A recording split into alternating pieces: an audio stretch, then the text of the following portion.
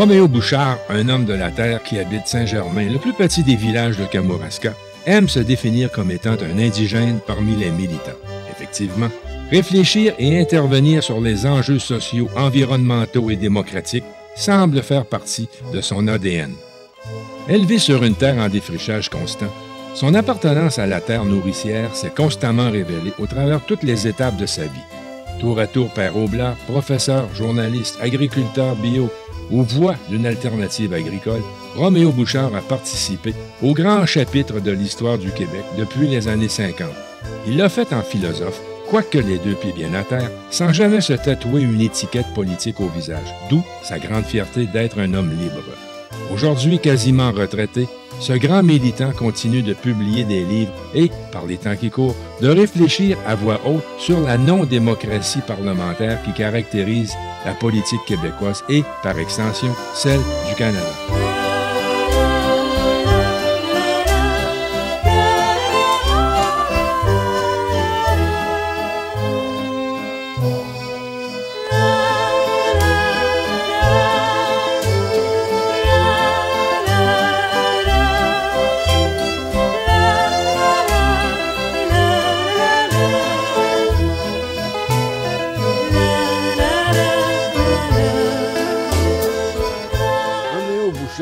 Vous êtes originaire du Lac-Saint-Jean, à Normandin, sur une terre de défricheurs.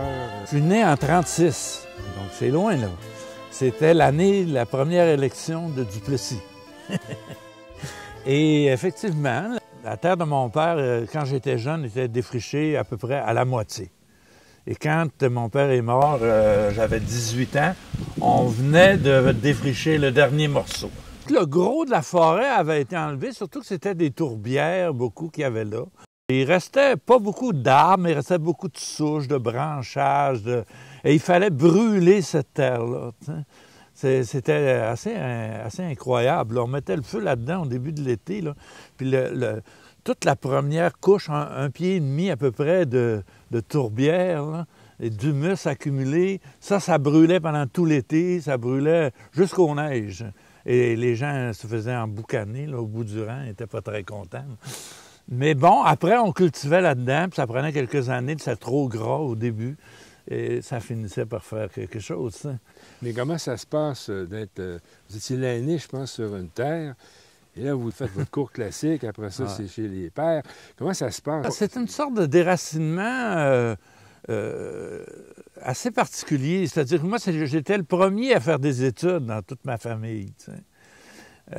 Donc, c'était très nouveau, les études. T'sais. Et j'y suis allé parce que j'ai demandé d'y aller, parce que j'aimais étudier. Et je réussissais bien et tout ça. Et puis... ça coûtait des sous, c'était pas donné. C'est un oncle de Montréal qui était dans la construction, qui a payé mes études, qui a payé mon pensionnat au collège classique, parce que c'est clair que mes parents n'avaient pas... Ça coûtait 400$ par année, c'était pas grand-chose, mais c'était beaucoup pour les gens à l'époque. T'sais. Moi, j'avais été élevé beaucoup par les femmes, tu sais, ma grand-mère, on restait avec la grand-mère, les oncles, tout ça. Et les hommes travaillaient à l'extérieur, et c'était la grand-mère, ma mère. Puis quand on allait à l'école de rang, c'était encore une femme qui nous enseignait, qui était une vraie mère de famille, on était 7 divisions dans la même école. Et là, tout à coup, je suis tombé au pensionnat, là, dirigé par des curés, dans un monde d'hommes extrêmement rudes, extrêmement méchants aussi, parce que c'est un milieu qui était loin d'être très humain, c'était très brutal comme milieu. Ça a été très dur pour moi. Et j'ai jamais adhéré à cette espèce d'élitisme-là qu'il y avait dans lequel on nous embarquait. Parce que quand on avait fait des études, quand je revenais dans la paroisse, que je faisais mon cours classique, écoute, on était déjà d'une autre classe, t'sais. Ça m'a permis d'étudier, c'est certain, puis de faire des études techniquement qui étaient quand même très solides en termes de former l'esprit, le raisonnement. Et à la fin, moi, c'est sûr qu'à l'époque, quand on était social de nature, qu'on voulait être avec le monde, travailler avec le monde, c'était vers le clergé qu'on allait. Parce que tous les métiers de travail social qu'on a aujourd'hui, ils étaient tous occupés par les religieux à l'époque. Enseigner dans les hôpitaux, toute l'aide sociale, s'occuper des personnes âgées.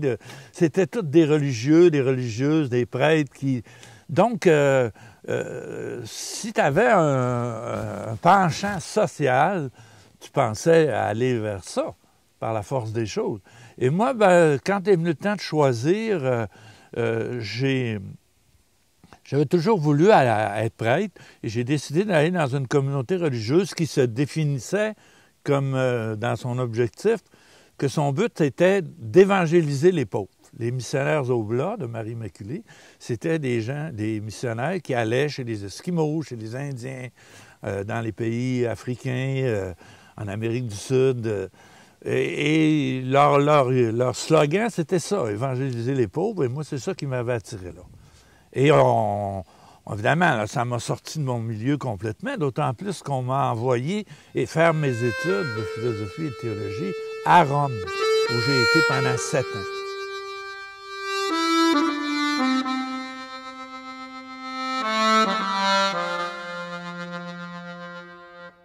Et là, je suis tombé, là, on est en 1955, là.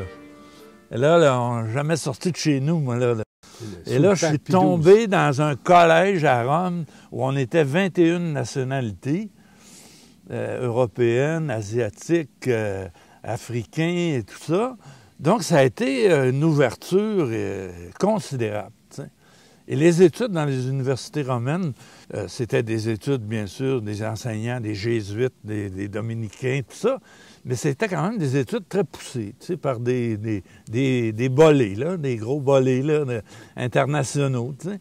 Le milieu romain, dans le milieu de l'Italie, à l'époque, c'était une Italie d'après la guerre, où le communisme était très, très fort. La démocratie chrétienne arrivait à peine à garder le pouvoir.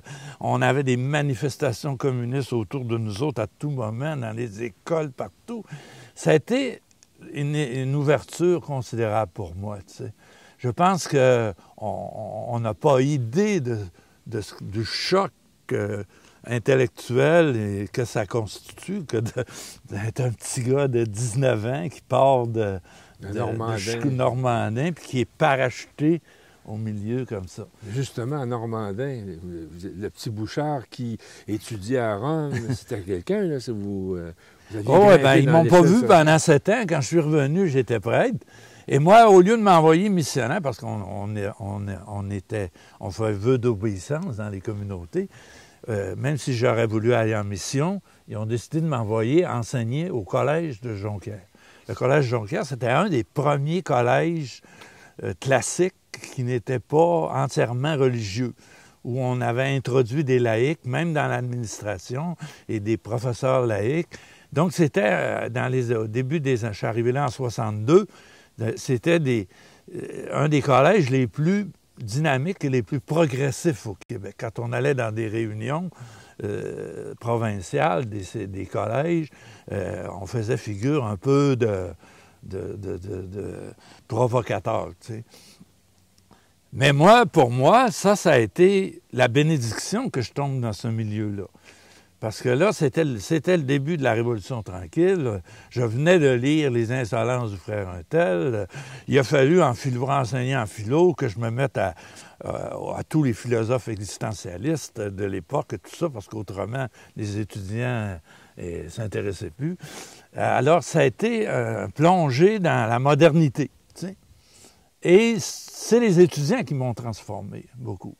Tu sais, j'ai accompagné les étudiants, on accompagnait les étudiants dans la révolution culturelle puis religieuse, je dirais la laïcisation de l'époque, là, parce que tous les étudiants avaient des conflits avec leurs parents, ils ne voulaient plus aller à la messe, ils ne voulaient plus aller à la confesse, etc. Alors c'était un peu nous, les prêtres, les pères, qui étaient les médiateurs en tout ça. Les étudiants avaient des blondes, les parents ne savaient plus quoi faire, etc. Et c'est au moment où la religion lâchait. Et d'un autre côté, les étudiants m'ont transformé. Et toute l'ouverture, même aux questions sociales, aux questions politiques, Moi, c'est des étudiants qui m'ont ouvert la voie, tu sais. L'abbé Pierre, à l'époque, les prêtres ouvriers, la critique de l'Alcan dans la région, ça, c'était sacré. C'était blasphématoire de s'attaquer à l'Alcan à l'époque. C'était le bon Dieu dans la région, tu sais. Et ainsi de suite, tous les phénomènes d'inégalité sociale, la machine était vraiment partie.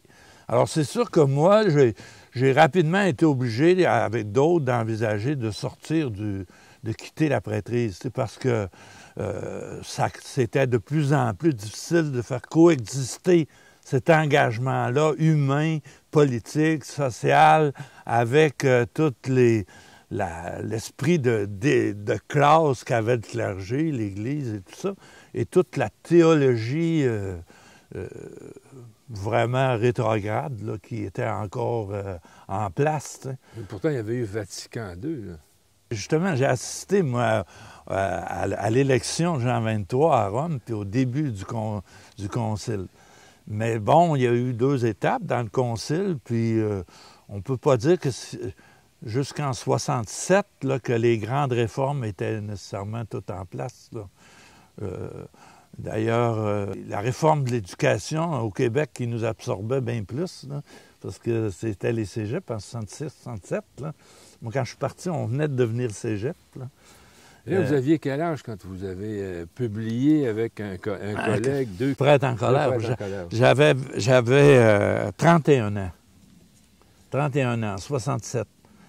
Et là, on a tout lâché. Et comme le seul métier qu'on avait pratiqué, c'était d'enseigner, et que dans les collèges, universités, à l'époque, on n'engageait pas de défroquer. On ne pouvait pas engager de défroquer, c'était comme interdit.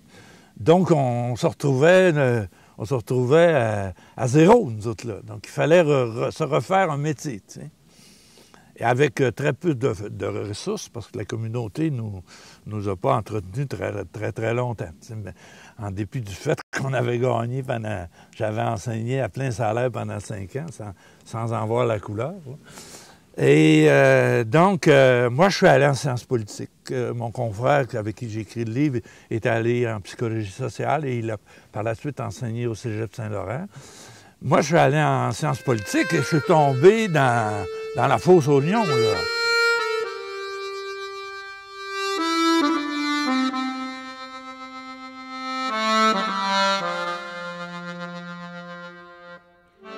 En 67, 68, ça a été les mouvements étudiants, la guerre au Vietnam, l'opposition à la guerre au Vietnam, le FLQ, les manifestations, McGill français, octobre 70, le Bill 63. Moi, j'ai été de tous ces combats-là parce que très tôt, au début, je voulais pas parce que je me trouvais pas assez intégré encore aux étudiants, mais j'ai été très tôt, je suis devenu le rédacteur en chef du Quartier latin avec une nouvelle équipe là, qui arrivait d'Europe, avec une approche beaucoup plus démocratique du journal pour en faire vraiment quelque chose où les étudiants s'exprimaient au lieu d'être une équipe éditoriale qui faisait la loi. Très tôt, en 68, quand on commençait les mouvements dans les cégeps qui ont abouti à l'occupation des cégeps, le Quartier latin s'est fait un peu le porte-parole de ce mouvement-là. Au niveau montréalais, puis au niveau national, ça n'a pas été long, c'est devenu même national. Et donc, on était au cœur, j'ai été au cœur de tout ce brassage-là des universités, là, avec Louis Arel à l'époque, Louis Favreau, Claude Charon.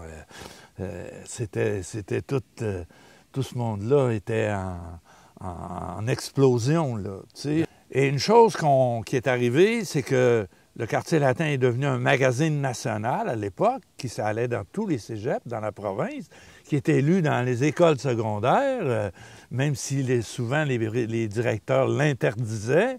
Et le Quartier latin divulguait toutes ces nouvelles idéologies sociales, politiques, culturelles, par un peu le mouvement contre-culturel aussi. Donc, c'était énorme. Mais quand l'UQAM s'est mis en place, a commencé à se mettre en place en toute allure d'ailleurs, parce que on oublie ça souvent, la mise en place de l'UQAM et de tout son réseau d'universités régionales, c'est le résultat du mouvement étudiant de 68, tu sais. Et de la poussée démographique. La poussée démographique. Il ne faut pas oublier qu'à cette époque-là, il y avait... Tous les bébés boomers là, étaient rendus à 18, 19 ans. Ils étaient dans les cégeps. Ils formaient...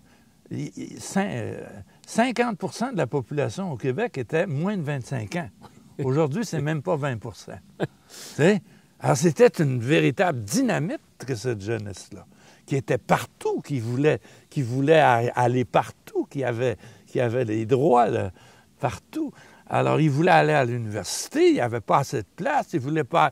L'Université de Montréal, c'était pour eux une université bourgeoise, ils ne voulaient pas aller dans une université bourgeoise. Alors, quand l'Université du Québec a commencé à se mettre en place, nous, de l'équipe du Quartier latin, comme on avait été très innovateurs en termes de communication, on a été réquisitionnés pour travailler à la création de la famille lettres et particulièrement du module communication de l'UQAM. Un module subversif ou un module anodin? Non, c'était pas en soi subversif, mais c'était moderne, là. C'était former des gens qui allaient faire autre chose que de pitonner dans les radios puis les télévisions, mais qui allaient être capables de concevoir puis d'avoir une vision culturelle du milieu québécois dans lequel ils travaillaient, etc., capables d'avoir des journalistes aussi qui avaient un peu de contenu dans la tête, tu sais.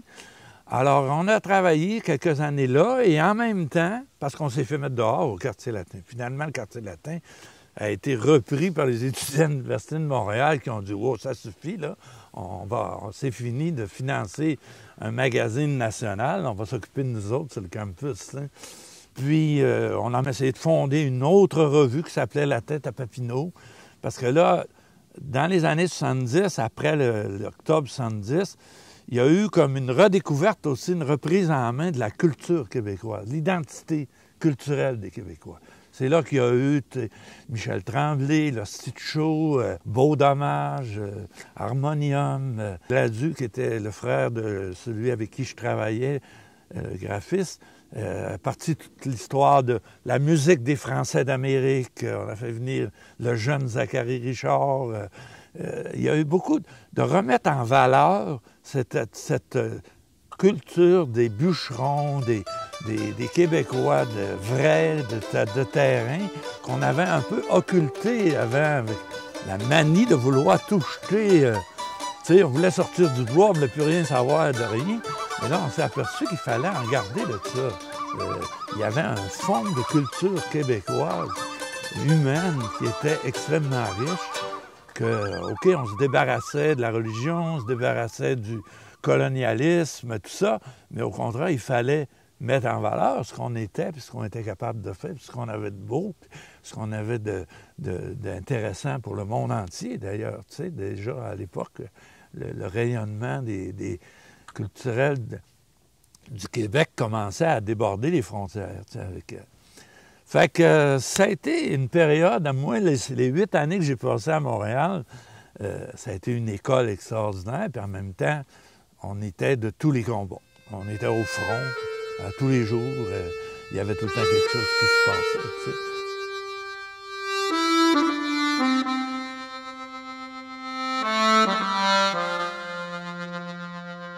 On a été aussi invité par la CSN à aller travailler comme journaliste à la Pige pour faire de l'information, faire du marketing, si on veut, là, de la publication, inventer des slogans et tout ça.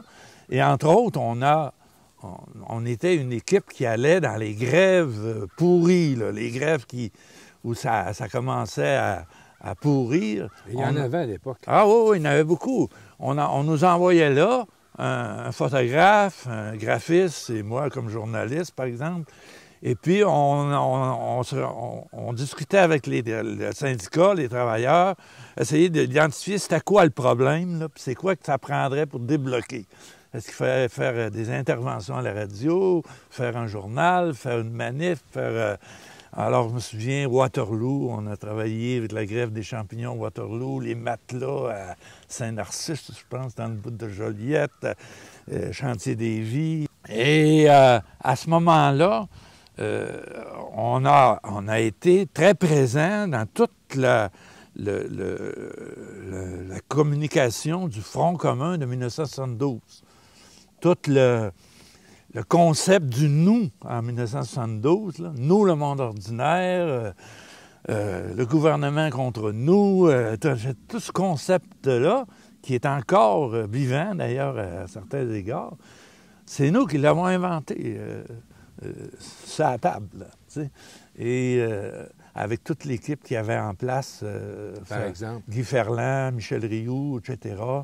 Et l'appui beaucoup de Marcel Pépin à l'époque, qui était très ouvert, puis qui était vraiment un leader très puissant. Là. Alors, toute cette grande vague-là de syndicalisme, on a participé à tout ça.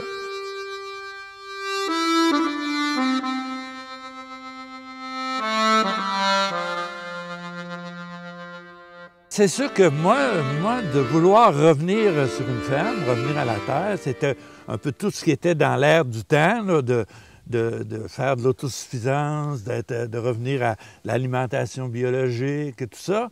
Mais moi, c'était aussi revenir un peu à mes sources, à ce que j'avais jamais vraiment quitté. Je me suis toujours senti un peu comme exilé, moi, de mon pays natal, tu sais, un peu comme dit Gaston Miron. Et pour moi, revenir à la ferme, c'était ça. Et d'ailleurs, très tôt, on a formé une petite commune pour acheter la ferme, à l'époque, la ferme. Et très tôt, moi, j'ai eu le goût qu'on ait des animaux, qu'on ait ci. Il y en a qui étaient avec moi dans la commune, qui n'étaient pas si pressés que ça. Là. Ils étaient plus tripés dans la nature et tout ça, prendre le temps de...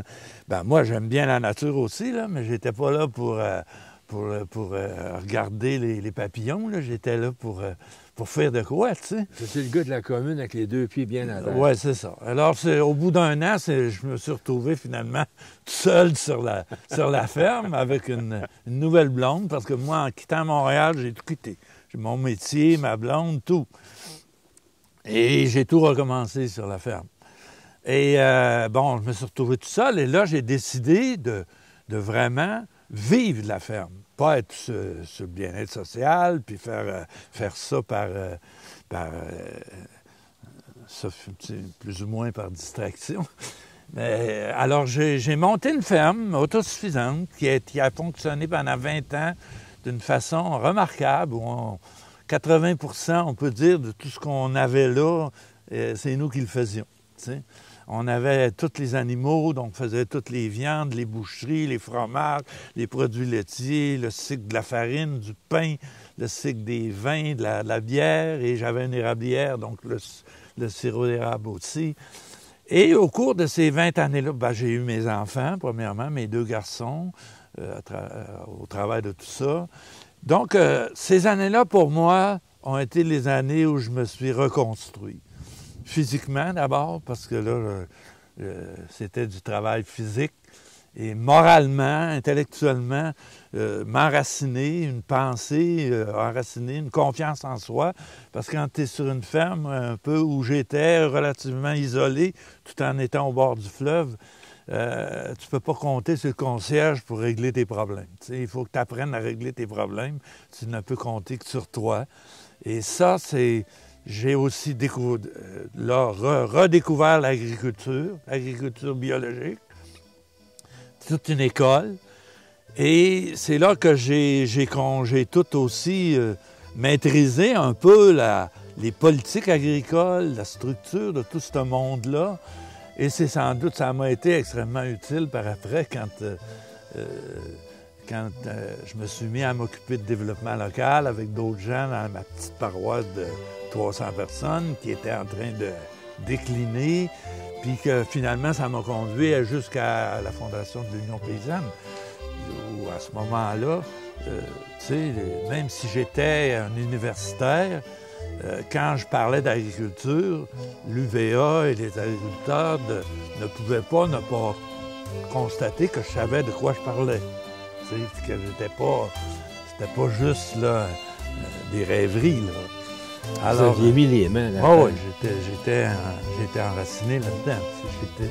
Même si je n'étais pas uniquement un agriculteur, j'avais vraiment les deux pieds dans ce métier-là.